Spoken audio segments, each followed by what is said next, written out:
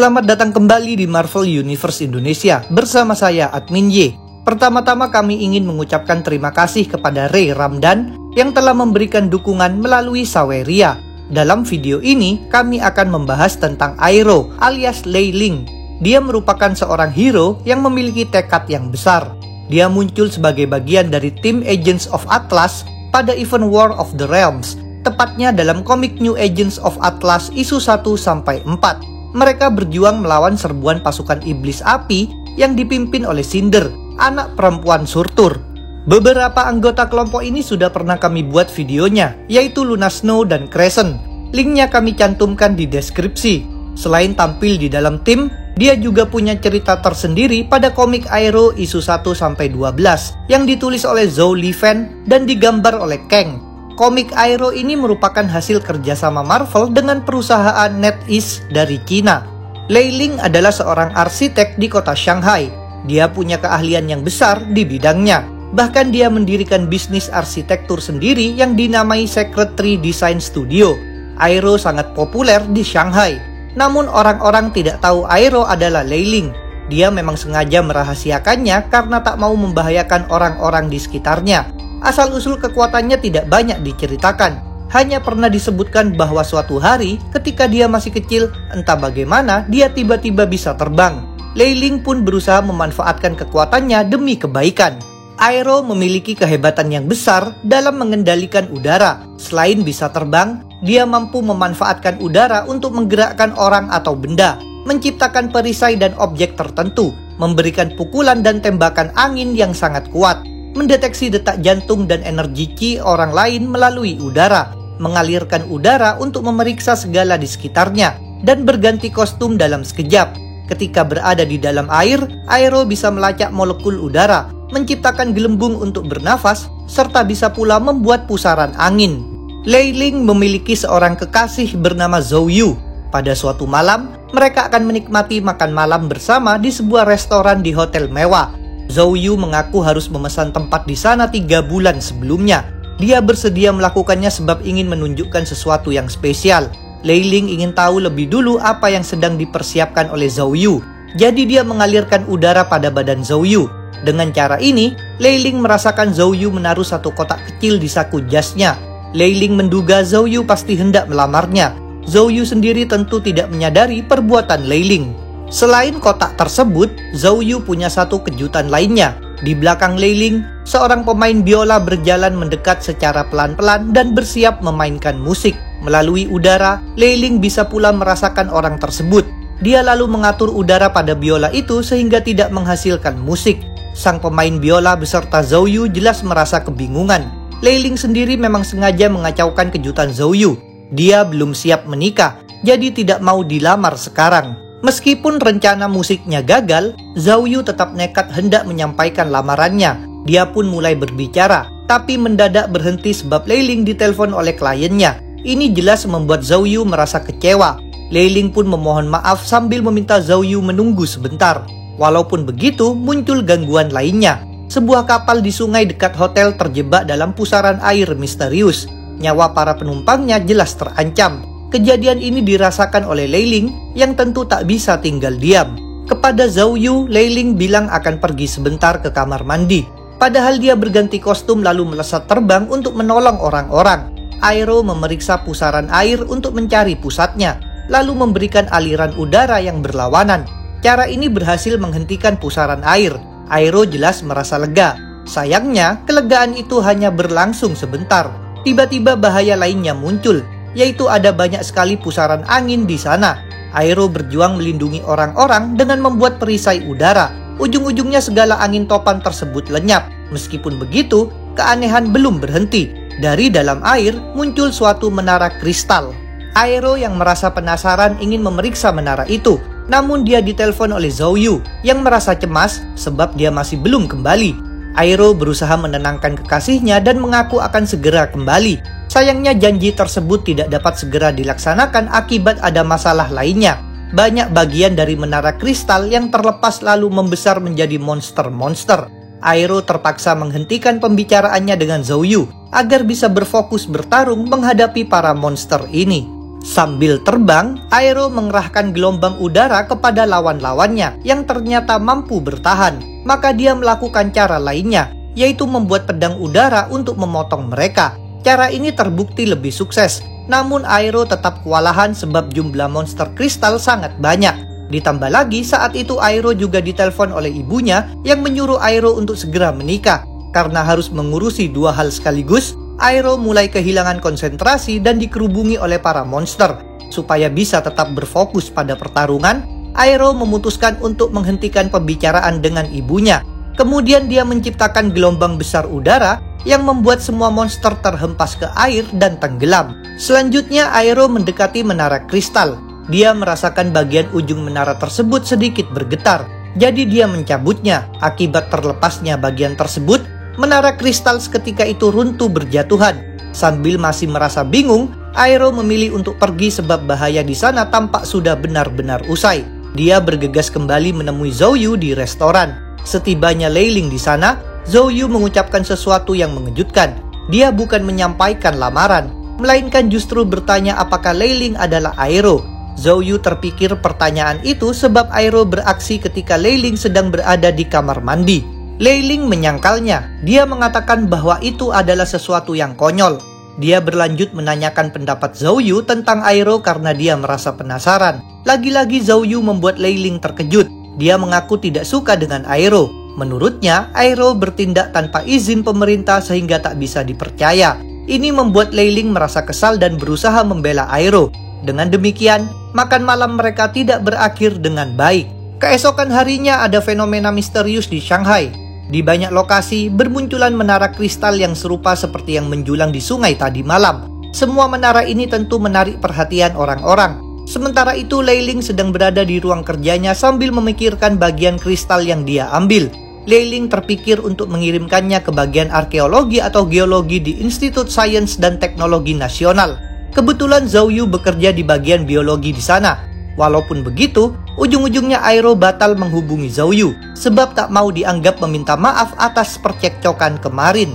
Dia memang merasa pembelaannya untuk Aero tidaklah salah. Selain itu, dia takut Zhou Yu akan menjadi curiga lagi tentang dirinya sebagai Aero. Ketika sedang memikirkan ini, Lei Ling kedatangan tamu yang tidak dia kenal. Tamu tersebut adalah seorang wanita bernama Madame Huang. Kepada Lei Ling, Madame Huang mengaku melihatnya di sungai tadi malam. Tentu saja Lei Ling menyangkalnya, tapi Madame Huang menyebutkan sesuatu yang mengagetkan. Dia ternyata tahu Lei Ling adalah Aero.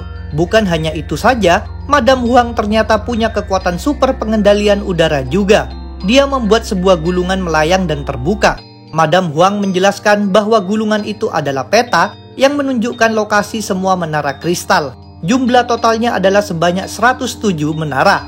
Dengan informasi tersebut, Madame Huang meminta Lei Ling mengatasi masalah ini sendirian. Kini Lei Ling tentu punya banyak pertanyaan. Siapa sebenarnya Madame Huang? Bagaimana dia tahu secara detail tentang menara kristal? Kenapa dia memberikan info kepada Lei Ling? Kenapa dia tidak membeberkannya ke publik? Kenapa bukan dia sendiri yang beraksi? Padahal dia juga memiliki kekuatan. Madame Huang masih bersikap misterius. Dia bilang perannya hanyalah pemberi pengetahuan, tapi dia mengaku bisa memberitahu lebih banyak lagi. Madame Huang lalu mengendalikan tinta dan kertas untuk membentuk kartu nama dan menyerahkannya kepada Lei Ling. Kalau merasa butuh bantuan, maka Lei Ling boleh mengunjungi Madame Huang di kediamannya di dekat Shanghai. Setelah Madame Huang pergi, Lei Ling beralih mengurusi pekerjaan. Dia berbicara dengan seorang kliennya yang bernama Ke Shangqi.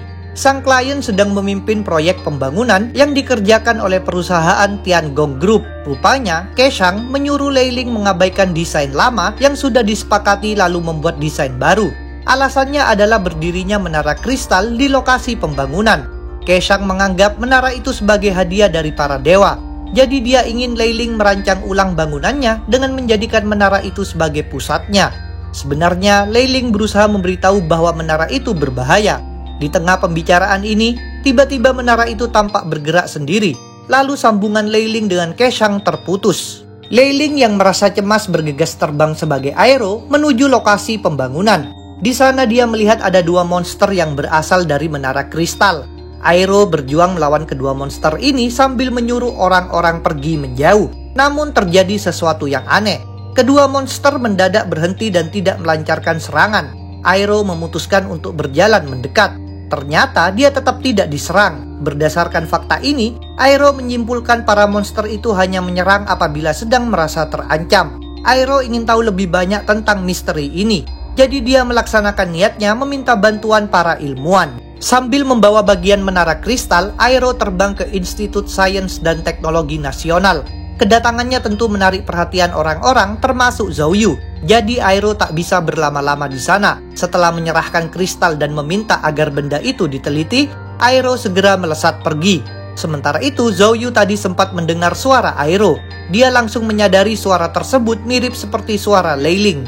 Begitu kembali ke kantornya, Lei Ling memikirkan masalah menara kristal. Karena merasa bingung, maka dia memutuskan menemui Madame Huang. Dalam pertemuan ini, Madame Huang menceritakan kisah di balik menara aneh itu. Dahulu kala di bumi ada ratusan makhluk raksasa bernama Ness yang punya bermacam-macam bentuk, termasuk ikan, pohon, kura-kura, dan naga. Badan Ness dimanfaatkan oleh manusia untuk berbagai kegunaan, misalnya sebagai tempat tinggal, kendaraan, penjaga perbatasan, bahkan untuk berperang. Saking besarnya Ness, mereka bisa difungsikan sebagai kota yang dihuni manusia. Akan tetapi, seiring waktu, dengan berkembangnya peradaban dan teknologi, manusia mulai bisa melakukan pembangunan sendiri. Mereka tidak bergantung lagi pada Ness. Sedangkan Ness justru menjadi tidak terkendali dan berbahaya. Karena itu, manusia menciptakan menara-menara kristal untuk membasmi Ness. Sekarang, seperti Ness, semua menara itu menjadi tidak terkendali dan dapat membahayakan manusia. Lei Ling tentu tidak percaya pada cerita aneh tersebut. Bahkan dia sempat hendak pergi saja. Walaupun begitu, Madame Huang dapat meyakinkannya untuk tetap tinggal. Madame Huang menegaskan pula bahwa Lei Ling harus menghancurkan semua menara kristal agar manusia tetap aman. Awalnya Lei Ling berpikir keberadaan menara kristal belum tentu berbahaya, jadi bisa tetap dibiarkan saja. Sebaliknya, Madame Huang menekankan bahwa umat manusia dan menara kristal kini tak mungkin dapat hidup berdampingan. Lei Ling kemudian berpendapat dirinya tidak akan sanggup karena hanya sendirian. Demi mengatasi kendala ini, Madame Huang memberikan panduan supaya Lei Ling menguasai jurus baru. Dalam pelatihan tersebut, Lei Ling dibimbing oleh Madame Huang supaya mengatur udara untuk membentuk wujud seperti makhluk hidup. Dengan cara ini, Lei Ling akan bisa dibantu oleh objek udaranya saat beraksi. Setelah beberapa jam berusaha, Lei Ling mampu menciptakan 2 tiruan udara berbentuk manusia. Latihan ini terhenti ketika dia mendapat telepon dari Zhou Yu. Dia baru teringat ada janji dengan kekasihnya itu. Lei Ling pun bergegas menemui Zhou Yu di suatu bar. Tempat tersebut sangat istimewa bagi mereka, sebab di sanalah mereka pertama kali bertemu. Sekarang mereka berbaikan dan bersedia melupakan pertengkaran sebelumnya. Di proyek pembangunan Tiangong, Keshang beserta para pekerjanya sedang mendekati menara kristal, padahal Aero sudah melarang mereka. Kini Keshang ingin mencari tahu bagaimana cara memanfaatkan menara tersebut. Ujung-ujungnya, Keshang memutuskan untuk memasang banner promosi di menara itu. Tindakannya malah memicu masalah. 2 monster muncul dari menara. Kejadian ini menarik perhatian orang-orang. Bahkan ada yang menyiarkannya melalui live streaming dengan menggunakan drone. Kabar ini sampai pula pada Lei Ling dan Zhou Yu yang sedang mengobrol di bar. Lei Ling tentu ingin segera bertindak, tapi dia tak bisa melakukannya sebab sedang bersama Zhou Yu. Untungnya dia punya jurus baru, maka dia menciptakan tiruan udara dengan wujud seperti Aero. Lalu dia mengendalikan tiruan itu untuk bergerak menghentikan para monster. Terjadilah pertarungan antara tiruan udara Aero melawan 2 monster. Tiruan Aero ini tidak sehebat Aero yang asli, jadi Lei Ling harus menggunakan muslihat. Dia mengendalikan tiruannya untuk memancing kedua monster agar saling menghantam satu sama lain. Berkat cara ini, kedua monster langsung hancur berkeping-keping. Begitu pula menara kristal. Orang-orang tentu bersorak gembira. Sebaliknya, Keshang justru menjadi marah sebab merasa kehilangan potensi keuntungan yang besar. Di dekat bar, Lei Ling merasa lega sekaligus lelah. Kondisinya disadari oleh Zhou Yu, jadi dia harus membuat alasan. Dia mengatakan akhir-akhir ini sering bekerja lembur karena akan ada kunjungan dari perusahaan Amerika. Keesokan harinya, di Secretary Design Studio, Lei Ling tercengang ketika bertemu Tony Stark di lift. Pihak dari Amerika yang akan menjalin kerjasama memang adalah perusahaan Stark. Namun Lei Ling tidak menyangka Tony akan ikut datang langsung dalam pembicaraan proyek ini. Setelah rapat dengan pihak Stark selesai, Lei Ling mendengar orang-orang membahas tentang suatu peristiwa, yaitu beberapa menara kristal memunculkan monster-monster. Lei Ling tentu bergegas pergi ke atap gedung agar bisa berubah menjadi Aero. Di luar dugaannya, di sana dia bertemu dengan Tony Stark. Ketika ditanya alasannya berada di sana, dengan agak gugup, Lei Ling bilang sedang mencari udara segar. Tony memakai armornya lalu terbang pergi. Tony tidak tahu Lei Ling adalah Aero, jadi Tony sempat menyuruh Lei Ling memberitahu para pengawalnya bahwa dia juga pergi mencari udara segar. Pesan ini tidak disampaikan oleh Lei Ling. Ketika Tony Stark dirasa sudah berada cukup jauh, Lei Ling berganti kostum dan melesat terbang.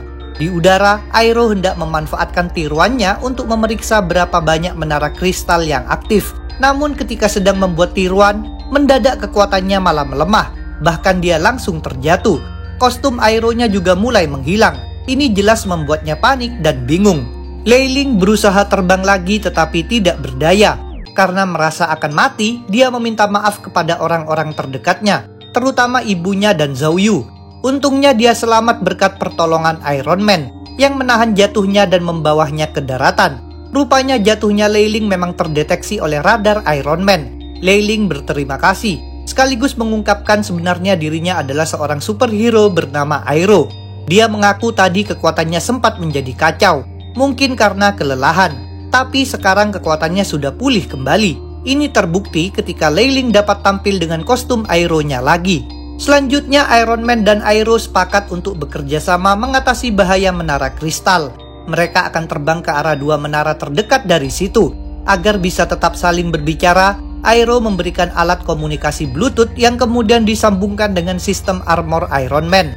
Begitu merasa siap, mereka pun mulai bergerak. Cerita Aero mungkin akan kami lanjutkan dalam video bagian kedua. Jadi jangan lupa untuk subscribe, like, komen, dan share. Kalian juga bisa bergabung di grup Facebook, like fanpage, follow Instagram, serta dukung Marvel Universe Indonesia di Saweria. Linknya ada di deskripsi. Sampai jumpa lagi dalam pembahasan tentang topik-topik Marvel lainnya.